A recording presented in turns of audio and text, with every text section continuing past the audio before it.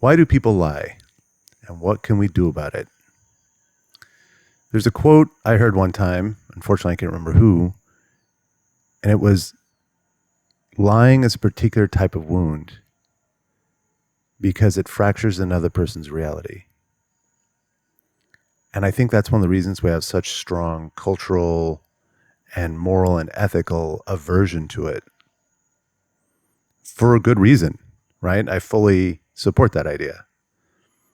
But I found in my own journey that understanding the why, the motivation behind it, the internal situation that would drive a person to the point that they say, oh yeah, I'm going to lie to this person, I'm going to deceive them intentionally. Or the crazy one is the long-term deceptions.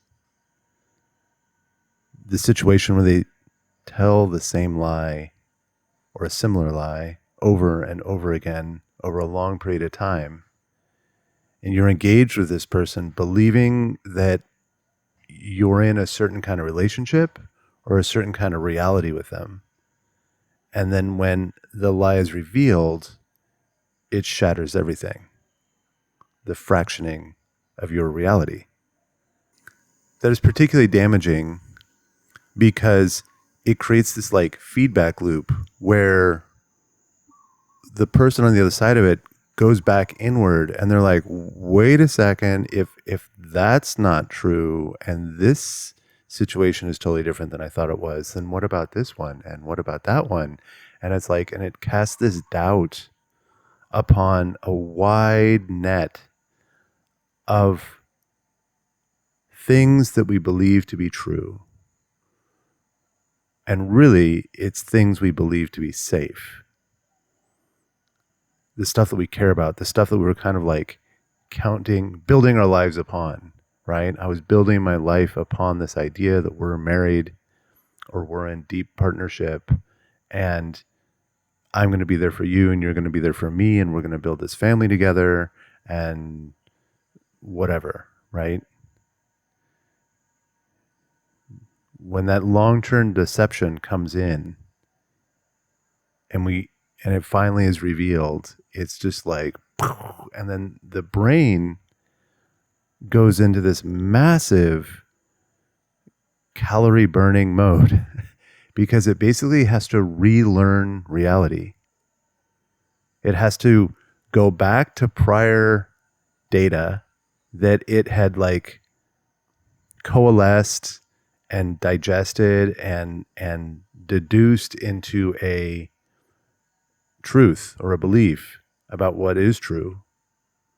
And it has to go back to each one of those and basically fracture it all apart and then look at all the pieces and then kind of put stuff back together again. And that is a tremendous metabolic load on the brain. And the brain doesn't like big metabolic loads. So what does it do? It generates a tremendous amount of negative emotions in response to this situation to try to motivate our mind and our body to move away from it, to hate it, to suppress it, eliminate it, whatever. It can go more extreme than that. So that's kind of on the receiving end, but on the person who's maintaining the deception, what's going on inside of them? I remember at one point a big deception from one of my partners had just become revealed. And I was reeling. I was in this tailspin of dysregulation and chaos and emotional volatility, a lot of pain, tremendous amount of suffering. I couldn't think straight. I couldn't look straight. I could barely drive. It was intense. And so I was like, oh, I need help. Like, I'm dying here. And so I think I went to one of these online things like betterhelp.com or something. One of the very first things that the therapist told me was people lie when they don't feel safe telling the truth. And of course, in that moment, I could not digest that. That was just like, what the hell are you talking about? Okay, I understand your words. Maybe that makes sense. Okay, yeah, I can see how that makes sense, but I don't care. Like, I'm reeling, I'm suffering here. This is completely a horrible thing that's happened. It's completely unfair. There's no justice to this. There needs to be consequence. She's hurt me so bad. Why isn't she hurting? Like, I want there to be justice and fairness and consequence for this horrible thing that she's done. And you telling me that she didn't feel safe telling the truth was completely unhelpful. Okay, maybe. Maybe it was unhelpful because I don't remember a single damn thing that that person said over the course of our time working together, which is pretty short. But I do remember that quote. So maybe it was helpful in my long-term understanding, my long-term well-being. In the moment of crisis, maybe not so much. Okay, so what does this mean? Here we got this person, and they say they are living a life. They are an autonomous human being making their own choices, right? We're not going to talk about the quality of those choices, right? Or maybe the quality of those choices does matter in the sense that they feel a compulsion to take a choice, which is, oh, it feels good flirting with this guy, and so I'm going to go do that because it feels good. Or I'm going to, um, I get this amazing hit of dopamine pleasure. I get this hit of pleasure when I gamble this money and I see that going up and down, and sometimes I win, and that just is amazing. And I get such a ride out of that I just feel compelled to go towards it and engage with it, gambling addiction. Or the person will say like video gaming addiction. That was one that plagued me for a long time. And in the moment, in that brain, it's just like, this is a hobby and it feels good. I enjoy it and it allows me to connect with my friends. But now I see that through the lens of like, I really kind of legitimately hate my life and the job and the things I'm engaged in. And like, there's just no sense of wow and aliveness I'm feeling. And I don't know how to escape. I don't know what to do about it. I don't have the courage to make any big moves. And so I'm going to go numb my entire brain and nervous system by engaging in this virtual world, this video game, something that's basically going to continually challenge my brain with a bunch of actions and decisions that feel like they're high stakes. So it pumps my system full of dopamine and epinephrine and that kind of stuff for each of these decisions and the stakes of the match and who's going to win and et cetera, right? So these are the motivating factors of the person on that other side. And then they've done it, right? They feel this compulsion to engage in this behavior, and they don't stand against that compulsion. They don't stand against that compulsion. We can say, oh, that means they're immoral or unjust or lying or whatever. But really, when you look at it through a physiological lens of what's going on inside the brain, they don't really have a choice in the matter. That's a tricky one. I don't want anyone to think that I'm giving liars a free pass. I'm not. It is helping understand the mechanism at play so that we can engage with it with more intention and awareness, which will then bring benefit to our lives and possibly the person on the other side. When physiology comes online and the right hormones are released and the right chemicals are released and all that other stuff, it takes a very advanced, very disciplined human to stand against that.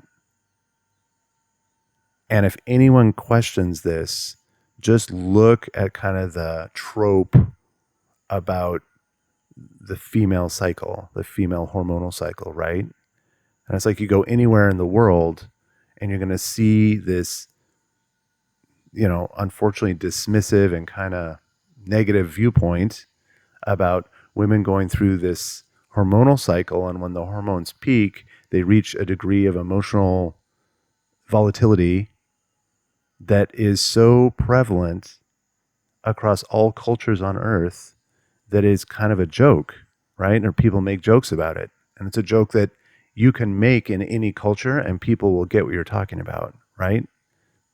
This is driven by hormones and neurophysiology. And it is extremely common and it is extremely prevalent. And a person who is in that state of the tidal wave of hormones, they don't actually have a lot of choices. That part of their brain is actually being suppressed in those moments because other portions of the brain are taking precedent. So they're like, Kirby, what are you saying? You're saying that women on their cycle are going to lie more? No, not. That's a funny one.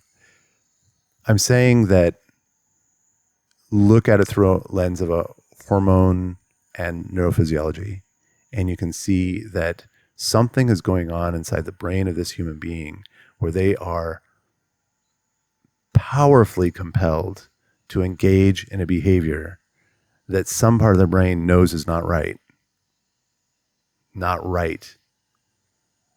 They may not even know if it's right or wrong, but what they do know is that there will be consequence. And I've spoken to some people that are kind of in this loop, and they don't even believe that that action is wrong. They have a different belief, right? That this should be perfectly acceptable behavior, or I should be allowed to do the things that give me joy. So they believe that their behavior is actually okay, but when they think of it in terms how it relates to another person, they know, or they believe that there's going to be big negative consequence that comes and smashes them on the head. And so what do? They say, do I suppress my compulsion and not do the thing and basically be inauthentic? And then I'm kind of lying the other way. I'm lying to myself. I'm lying about what I believe in. I'm lying about what I believe to be acceptable. I'm lying about whether or not I think this is okay, or I should be able to do it, or whatever. So they get stuck in this quandary where they're like, I honor the compulsion and then lie to another person about what happened because I know that they're not going to like it and they're going to bring negative consequence. Or I deny the compulsion and I basically lie to myself. This isn't all cases, but I'd say it's probably a majority of them. Most of the people I've spoken to in this loop, that's one of the primary dynamics that comes up. Is that they realize that they're stuck in this impossible situation. They're like, I'm either true to myself and I'm going to hurt somebody else and I don't want to do that, or that person's going to be really angry and they're going to bring punishment or separation or whatever, and I don't want that either. So in order to maintain some semblance of control over the situation and get the things that I want, I need to tell an untruth. And that's how we come to the point of lying. The person is sitting there saying, there's something that I want. There's a need I want to get met. There's a situation that I want to transpire, or a situation that I want to keep, and I don't want it to fall apart.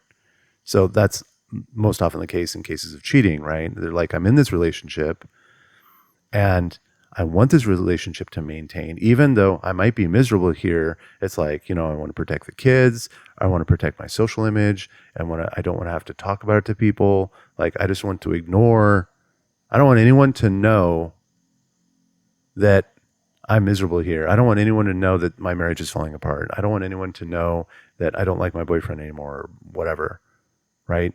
There's all these things that they want, and they don't know how to achieve that goal without lying to someone. And they don't feel safe telling the truth because they say, oh, well, if I tell the truth about what's going on, there's going to be a negative consequence, right? They're going to punish me. They're going to shame me. They're going to leave me. Like, they're going to destroy this marriage, this family. And if that happens and my partner is offended and hurt, which everything I know about them says that they're going to be wounded and hurt, and they will retreat and they will begin dismantling this marriage that I'm in or this relationship I'm in. They're going to begin dismantling my life. We're going to have to split up. We're going to have to move in. We're going to have to sell the house. We're going to have to deal with child support and kids going which way, and who gets the car and what about the swimming pool and blah, whatever, right? Like this, the brain does that. It calculates out all these different things that are all the negative consequence of that person being upset, and says, I don't want to deal with, like, I already feel overwhelmed. I'm having, like, this affair that I'm having with this person is my little safe space in life. Like, I don't like my life. I don't like the things that are around. I feel overwhelmed. I feel like I'm lacking love and passion or whatever. And this is my little safe space, and I already feel overwhelmed. And I feel overwhelmed with the fact that I know that I'm maintaining a deception, and I feel shame and horror about that. And so it's like, I don't also want to deal with the explosion and dismantling of my entire life, which is my safety network. Which friends are going to hate me, which friends are going to keep me, whatever, right? I see this over and over and over again with people that are stuck in this loop. And they'll come see me and they'll just be like, I don't know what to do, help me. I'm like, okay, what's going on? And then you find out that it's like they've got some long-term relationship that they've been maintaining for years, and yet they're like, I love the person very much, but I just don't feel it, and I don't feel the passion for it. But yet then I met this other person who was all exciting and unicorns and rainbows, and that drives me and it excites me, and that's where I feel my most happy. But it's just like, I don't know how to rectify this. Right? And they're like, if I tell my partner, then everything's going to blow up. I'm going to lose everything. So I can't. So what do? They keep lying. To put it most simply, lying, deception, is a control move.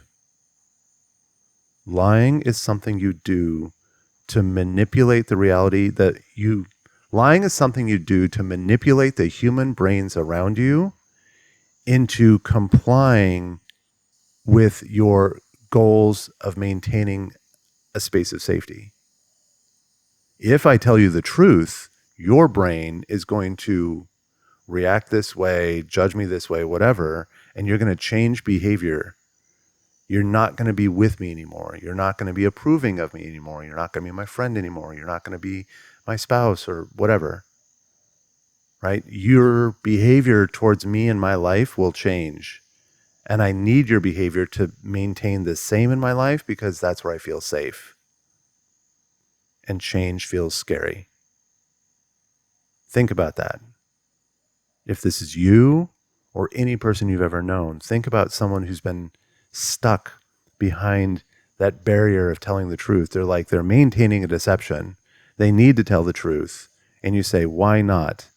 And you can see this visceral fear of losing everything. If I tell the truth, all these horrible things are going to happen, so I don't know what to do. So they keep lying until it reaches such a state. Usually what happens is somehow it's found out outside their realm of control. A friend sees them together, someone who knows them sees them driving down the road with a different person in the car than their husband, or walking on the beach or whatever. And it's just like, oh, I saw this thing and it seems confusing, and what's going on? And they're just like, and then they'll backpedal and, try to put all this energy into trying to maintain the deception. It becomes this big, like, project management thing. It's just like, oh, this thing and that, what message do I send to that person? What message do I send to this person? Oh, I need to get the evidence so that when my spouse or boyfriend comes and checks on me, I can, show the evidence to prove it, whatever, right? It's this panic mode that falls upon their nervous system, and they go into this backpedaling, panicky management to try to make sure that the crisis can be averted. And do you see how that's what it's all about? The person who lies is trying to prevent a future situation from happening where they have to deal with discomfort. That's really what it's about. I'm going to use my powers of communication to put thoughts into your mind so that you believe something to be true, so that you will behave towards me in a certain way, and you will behave towards our environment in a certain way that is what I want. Because that feels safe. Because if your behavior deviates from that and you don't like that, or you take this away or whatever, now I have to deal with the unknown. Now I have to deal with judgment. Now I have to deal with shame. Now I have to like face this big bubble of shame that I've been avoiding. And that feels super uncomfortable. I'm saying super uncomfortable using my terminology. It can be such a state of nervous system panic that the person will be shuddering and crying and their brain will shut down. This is the brain fog portion of trauma response. They might be angry, furious, terrified. The whole gamut of physiological trauma responses will come online because the panic of facing their truth is so monumentally overwhelming. Does that make sense? I hope that's helpful. This was tremendously helpful for me, right? I'm in more relationships than I care to count where the partner did engage with some kind of long-term deception, usually in the form of cheating, but sometimes others. And each time that happened, it would destroy me. And I would just feel so horrible. And this anger would come online of just like, this isn't fair. You need consequence, blah, blah, blah, blah, right? I'm kind of vocalizing through my mind now. At the time, I was much more childish. But let's get back to the question of like, what can we do about it? And there's a couple of things here that are really important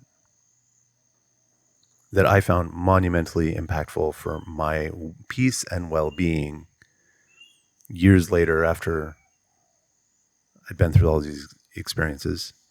And let's start on the side of the person who's been lied to. And let's look at that process, that journey. Is that my reality has been fractured. I believe something to be true because you literally told it to me. And now I find out it's not true. And so now not only have I discovered that it's not true and I got to deal with all that, but it's like now everything you've ever told me is now suspect. Totally makes sense. You just proved to me that you were able to lie to me and fool me. That's kind of what it's about. You just demonstrated clearly, you taught my brain that you are capable of fooling me anytime you want to. And that now puts me in a place of unsafety. At what point in the past that I'm not aware of yet did you fool me?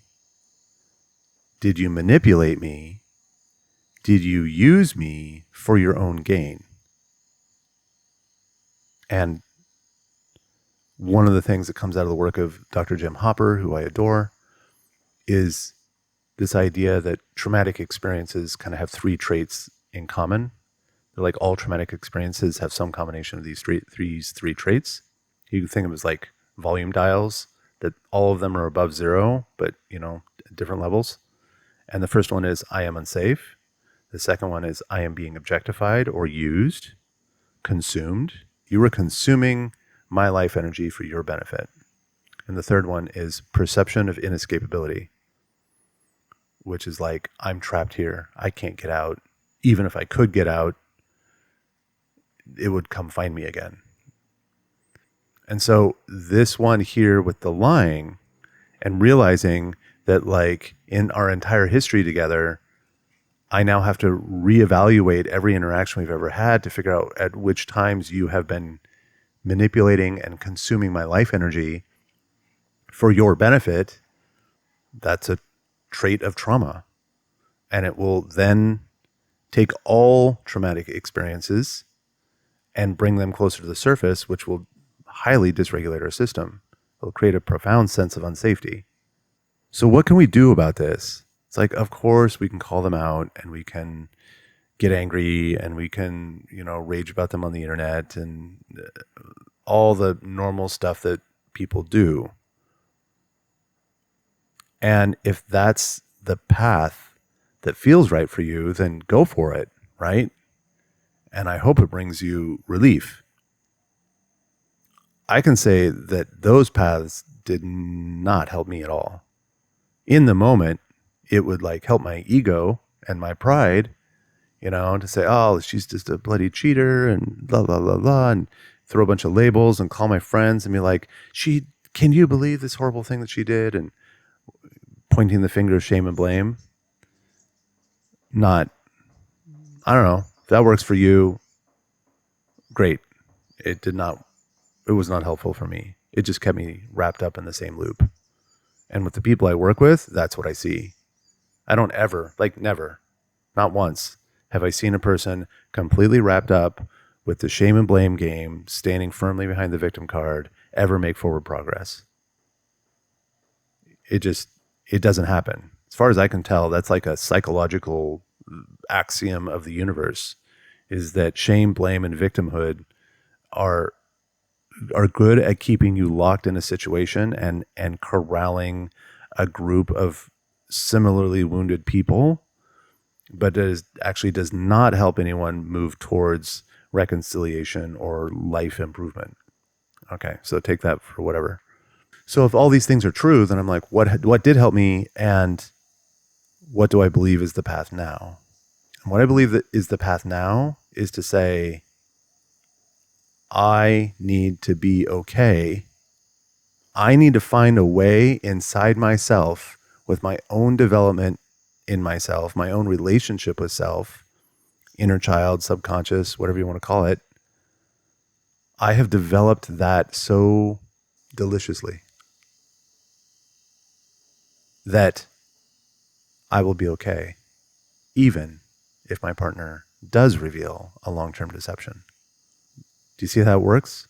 So much of everything I see on the internet today is about the shame, blame game.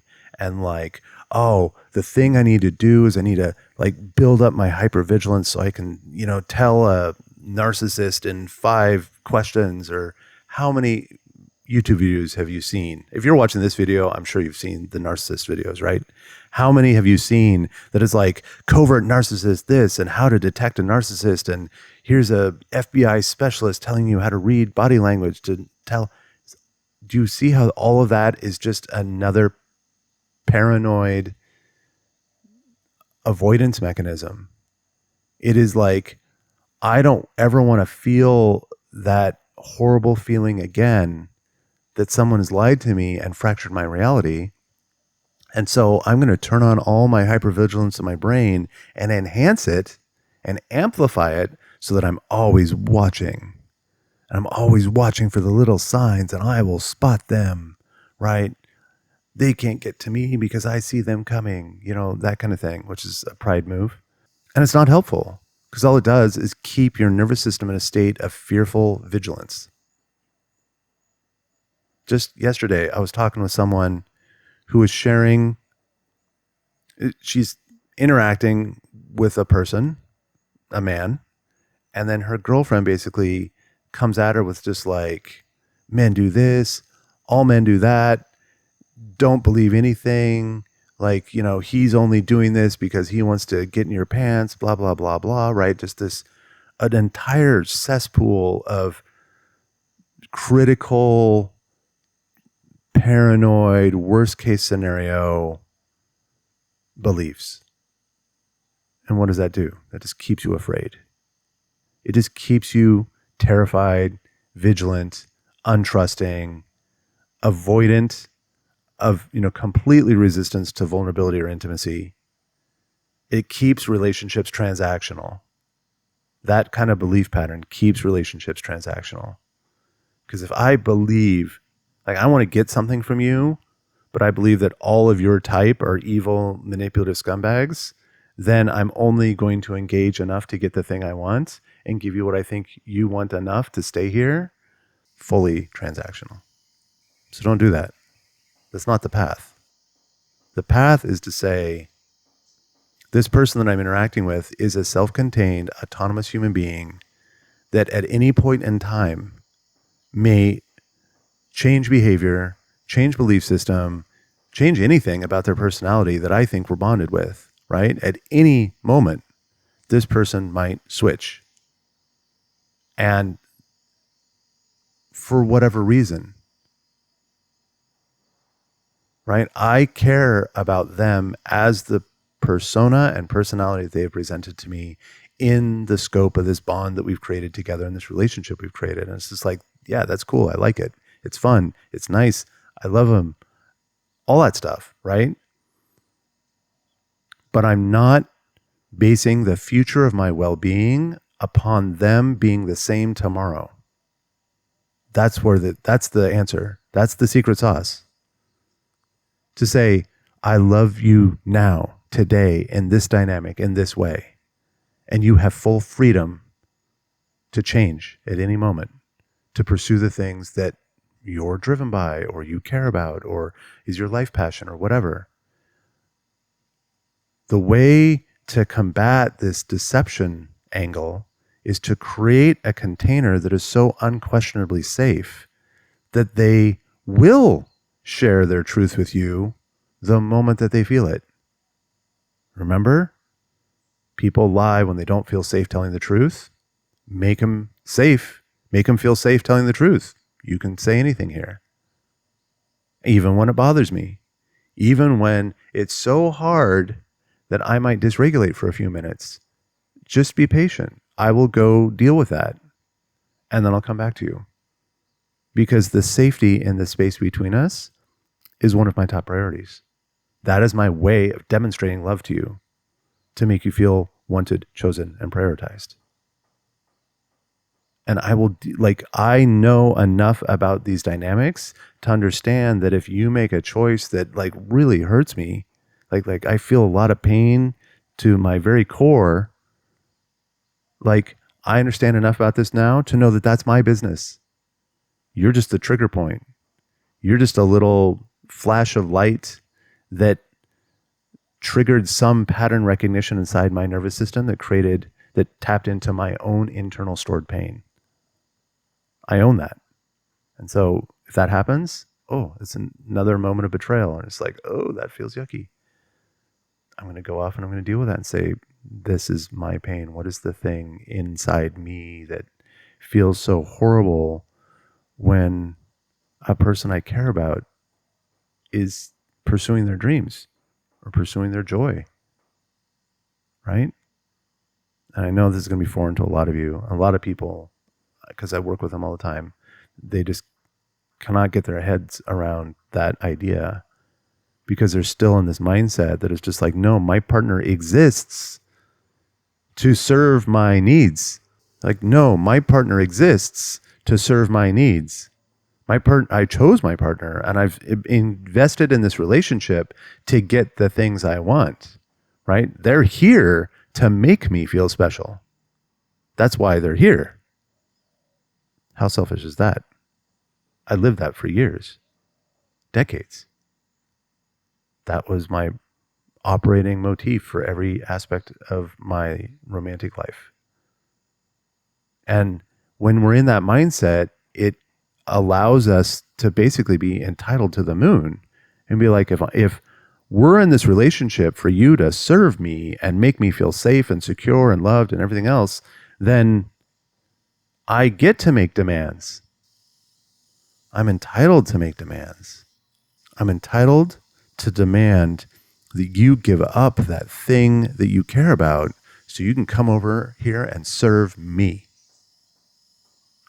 And most of the time this happens, the other person is doing the same thing, right? And this is how you get the codependent enmeshment, where they enmesh in together because both people are basically in this highly transactional relationship. We're here so I can get something. Is this you? I know it was me. It's not a fun way to live. And definitely has a there's a trend there it's very good at sabotaging relationships. Okay, so what do we do about this lying thing? My partner just lied to me. What do I do? I need to take ownership of every single emotion that I experience. This is overwhelming. I get that. It's powerful. I get that. It can be so big and so much because I haven't done any of the preliminary work to increase my capacity to handle this. Like, my capacity for emotional stress is low, so this is overwhelming me. That's common. No shame there, but it is the reality of what's going on. Because this is overwhelming, it does not help me to stay engaged in this dynamic. If I'm in a place where the amount of stress and emotional intensity is pushing me way past the point of overwhelm, then the best choice I can make is to remove myself from the situation. Does that mean end the relationship? Maybe. I don't know. You can decide that later. This is not the time to decide. The thing to do is remove yourself physically from that situation. Go away or make them go away. Get physical space between person A and person B. And advice that worked for me, or no one told me this, I kind of discovered it, is that the physical location where you are makes a big deal because the brain does everything with associative memories. That like, if I am in the room or a house or yard or whatever, where I have lots of memories with this person, that's not the place to be, right? My partner just unveiled a big long-term deception. My reality is fractured. My brain is going to be chewing through all this stuff. And it's like, okay, now partner goes away and now I'm in this house. It's filled with ghosts in the sense that like every corner I look in, every room, every cereal box sitting on the counter has some kind of associative memory with living this life with this person in this space. And now every aspect of that relationship is overwhelming it's overwhelming because I have to go, your brain is being asked or demanded to go back in time and reevaluate everything, right? So it's metabolic overload.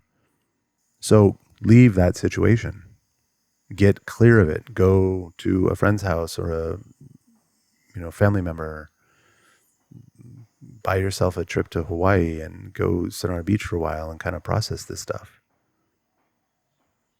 Get yourself to a point where you're free of associative memories and then allow those emotions to arise. And when pain comes, welcome it. Of course, you feel pain right now. Of course, you're feeling grief. Of course, this feels overwhelming. Like, why? Why? Because he lied to me. Okay, go deeper than that. It's like, why? It's like, because when he lied to me, it feels like this. What is this? I feel used. I feel trapped. I feel manipulated. I feel like I can't trust anything anymore. Like, go into those spaces. Don't focus on the fact that they lied or maintained a deception. It's like, what does it feel like? What does the concept of being lied to feel like? What does it evoke inside you? And something in there will be uncomfortable, dysregulated fear.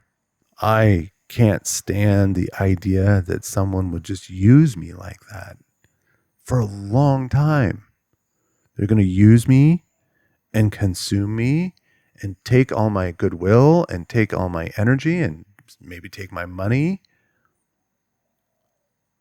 They're going to consume me like that. And I'm going to be used up. And what does that feel like? It feels like I'm not important. I'm not important enough for anyone to care. I'm not prioritized. I'm not wanted. If they wanted me, they would have chosen me and not that other person. See, so now we've moved from this place where it's just like, oh, it's about the bloody, nasty, unethical cheater that I've been spending this time with. We've moved away from that and into a place where it's just like, I feel horrible when I feel like I'm not wanted. I feel horrible when it feels like, well, someone will just use me for their own benefit without any care for my well-being or my future or my feelings or any of that, right? And now we're getting into the space where we can see these associations between that experience and the experience of a young child, and of course where the attachment wounds come from. And we can begin to see that there's this really strong straight line connections between the reaction we have when someone lies to us and the unresolved attachment wounds that we have from our childhood. And again, I'm not saying give the liars a pass. No, don't. Like, they did something that was a violation of agreement and it fractured someone else's reality. And I do believe that there should be consequence for that. Like in very strong consequence for that.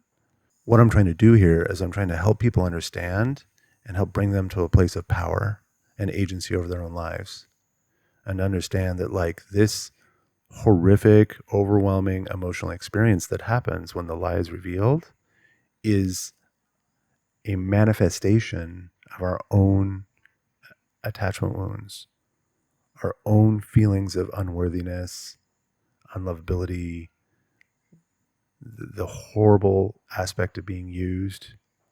And when we bring it to that space, we realize we have power, because it's like, oh, that's something I can focus on.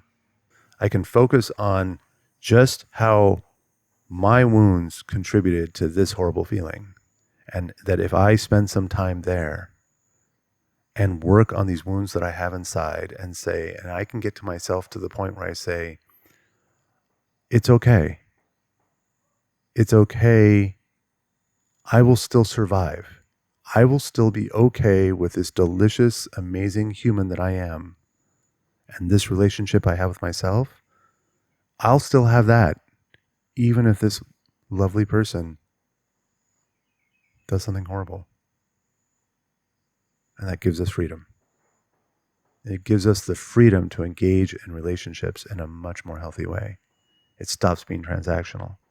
It starts being more an act of giving and a more of deep co-creating and co-authoring.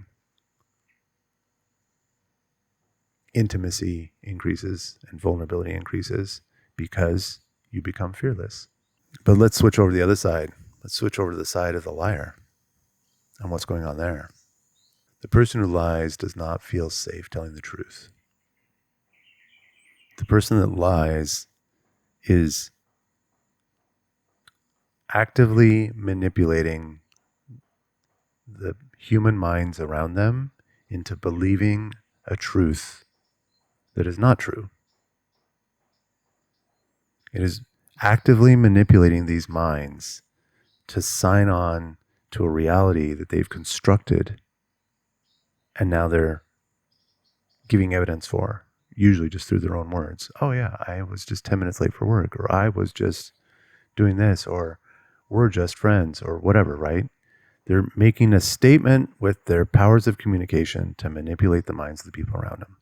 That's manipulative for sure. And people say, well, that's unethical. It is. Like, it's immoral. It is. Ethics and morality being something that's decided by the culture around us, or potentially, a higher spiritual power. Whatever it is, it's a violation of that, right?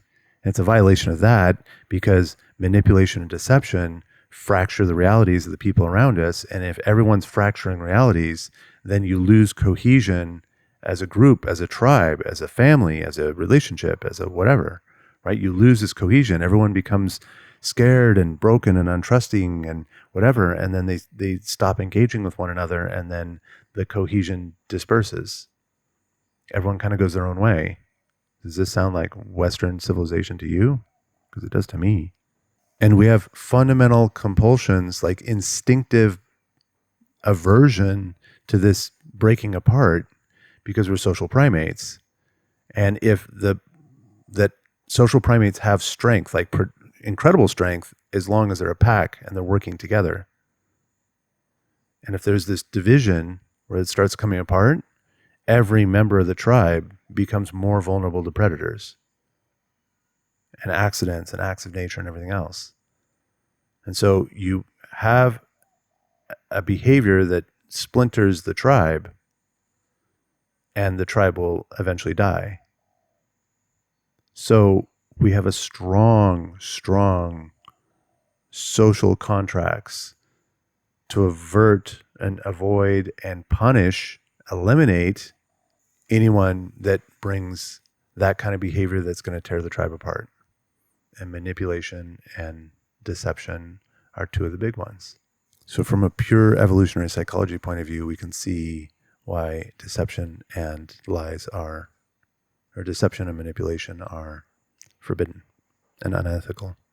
So what do we do about it? If I am the person that is maintaining the deception and I feel trapped in that, what's going on? I'm afraid of the consequences. That's it. I'm afraid. We don't really need to go much further than that. We don't need to dig much deeper than the idea that, like, here's a thing that I want to do and it feels good. And in doing the thing that feels good, there's going to be negative consequence. And I'm afraid of those negative consequences. So I'm going to manipulate the people around me. And then I'm going to feel bad about myself, which is shame. And the shame hits my nervous system hard. And then I feel horrible about it. And so now I need a numbing agent, right? I don't have anyone to talk to about this. I don't have any place I can go, whatever. And a large amount of uncomfortable feelings will drive us to seek out a way to numb those feelings out. I need another numbing agent. So that will be drugs or back to the relationship. This is why affairs have such a strong addictive loop in them. And people will keep going back, and it's like you get a brief moment of high, and then you come back to real life and you feel miserable, and the shame that you actually did that thing, and you feel trapped about it, and you don't want to go anywhere, and so you go back to the drug, right? It's the drug cycle. Go hit a fix, crash, seek the next fix, crash, seek the next fix, crash, and like you want the fixes to be longer and more intense, and so you need more of it. Right? To get the same amount of numbing potential, you need more of the drug. And so they push harder and they try to engage more, and they'd be like, oh, I love you more and I want a future with you and blah, blah, blah, blah, blah, right? Longer weekends, longer trips together, bigger lies. And that's why people usually get caught. So what do? Face your fear. That's the short answer. You're trapped in this situation where you are hiding from a potential outcome that you're anticipating is going to be uncomfortable. You're probably right. If you've been doing this for a long time or in big ways, it's probably going to suck. And I'm sorry.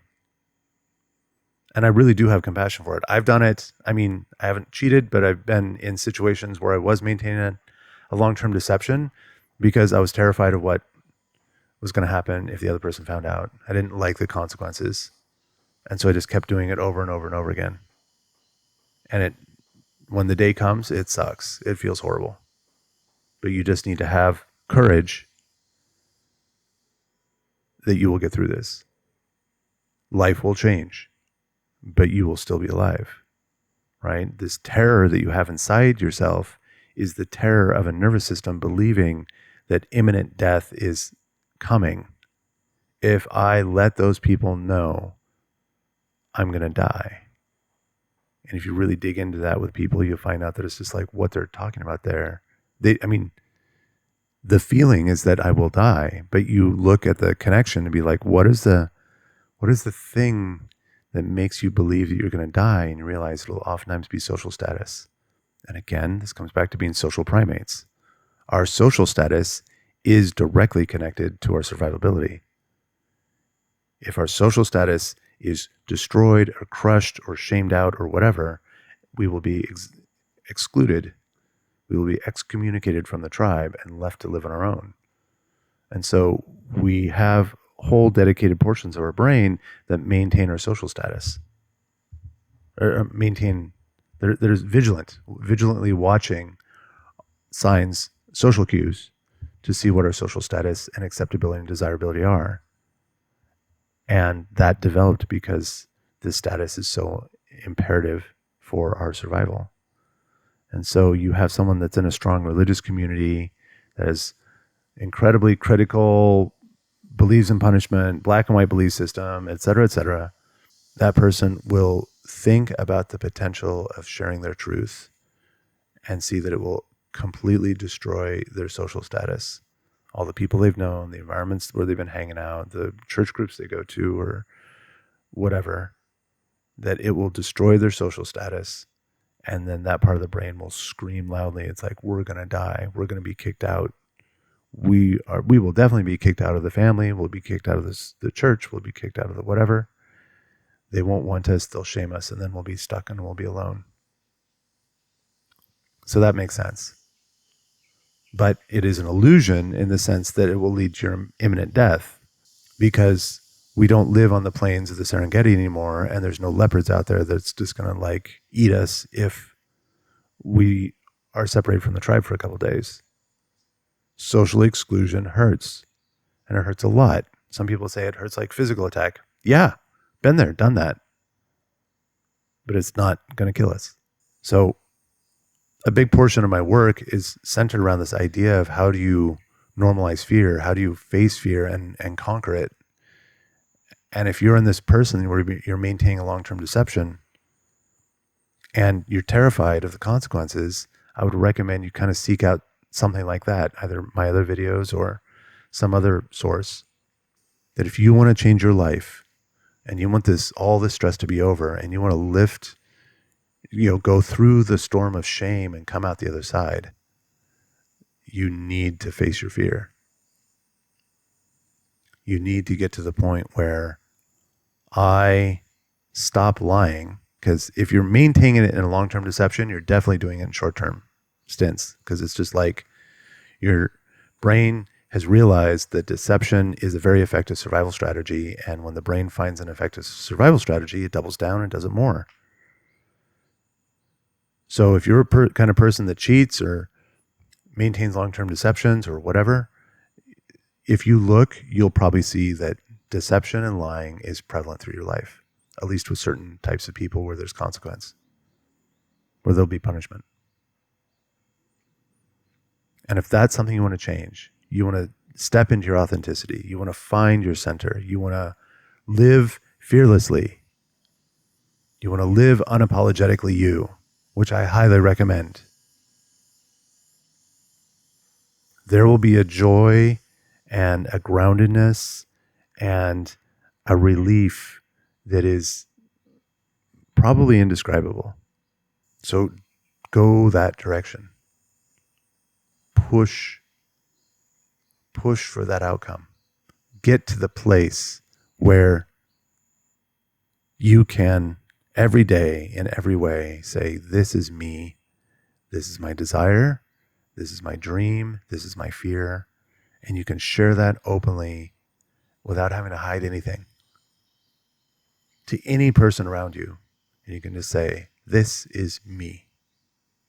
And someone comes along and they say, I don't like that. I think that makes you a horrible person. And you're like, oh, sorry you feel that way. That must be a bummer on your day, but it has no impact on me, because I know I'm not a horrible person. And maybe it's mom and dad will be so offended or taken aback or whatever. Like there's mom and dad are going to go through some horrific emotional journey when I reveal my truth, that they're going to hate me and that I'm going to feel excluded. And yes, that happens. I'm not going to say it doesn't.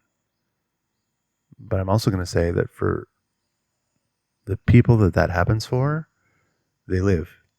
With the rare exception, just to be fair, there are exception cases where the community has such strong convictions that they would rather murder a child than, or their own child, than face the shame of something, whatever that thing is.